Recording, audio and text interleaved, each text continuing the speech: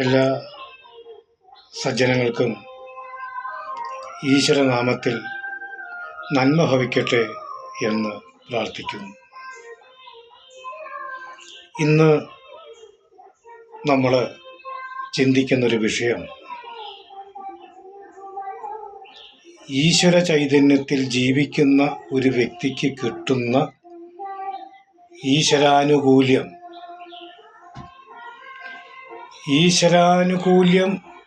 എങ്ങനെ നമ്മൾക്ക് സിദ്ധിക്കാം? നമ്മുടെ ജീവിതത്തിൽ പല ഘട്ടങ്ങളിലുള്ള പ്രയാസങ്ങൾ വരുമ്പോൾ നമ്മൾ അടിയുറച്ച് വിശ്വസിക്കുന്ന ശക്തിയുടെ അനുഗ്രഹം നമ്മളിലേക്ക് വന്ന് ചേർന്ന് നിന്ന് നമ്മൾ പ്രാർത്ഥിക്കുന്ന പ്രാർത്ഥനകളൊക്കെ തന്നെ ഫലമായിട്ട് വരുമ്പോഴാണ് ഈശ്വരൻ്റെ ഒരു അനുഗ്രഹത്തിലൂടെ കടന്നു വരുന്ന ഈശ്വരാനുഗ്രഹത്താൽ സിദ്ധിക്കുന്ന അനുകൂലം. അത് നമ്മൾ എങ്ങനെ പ്രാർത്ഥിക്കണം? ഞാനെന്നുള്ളൊരു പാപമേൽക്കാതെ തീരേണം മാമ ചെയ്തികൾ,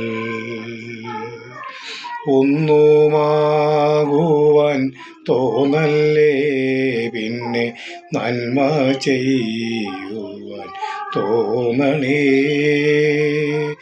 നാൾ വഴികളിൽ ചെന്നു മുട്ടുമ്പോൾ നേർവഴി തെളിച്ചിടണം. അല്ലേ? നമ്മൾ ഒന്നുമാകാൻ നമ്മൾ ആഗ്രഹിക്കാതെ നമ്മൾ ചെയ്യുന്ന കർമ്മത്തിൽ സത്യമുണ്ടാകണം.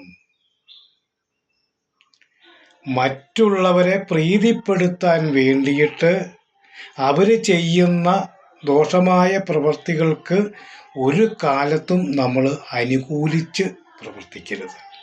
തെറ്റാണെങ്കിൽ ആ തെറ്റാണെന്ന് പറഞ്ഞു കൊടുക്കണം. തെറ്റിനെ ചൂണ്ടിക്കാണിക്കുമ്പോൾ ഒരു പക്ഷേ അവർ നമുക്ക് ശത്രുവാവാം. അനവധി അനുഭവങ്ങളിലൂടെ കടന്നു പോയിട്ടുണ്ട്. തെറ്റ് ചൂണ്ടിക്കാണിച്ചാൽ ചൂണ്ടിക്കാണിക്കുന്നവരാരോ അവർ കുറ്റക്കാരായി. അതുകൊണ്ട് തെറ്റ് കണ്ടാൽ നമ്മൾ 1-2 വട്ടം പറയുക. അത് നിവർത്തിക്കാൻ പറ്റിയില്ലാച്ചാൽ നമ്മൾ പിന്നോട്ട് മാറി നിൽക്കുക, അവരെ വിട്ട് കളഞ്ഞേക്കുക. എല്ലാവർക്കും നന്മയുണ്ടാവട്ടെ. എല്ലാവരും ഈശ്വരപാദത്തിൽ അടിയുറച്ച് വിശ്വസിച്ച് പ്രാർത്ഥിക്കണമെന്ന് പ്രാർത്ഥിക്കുന്നു. സർവേശ്വര.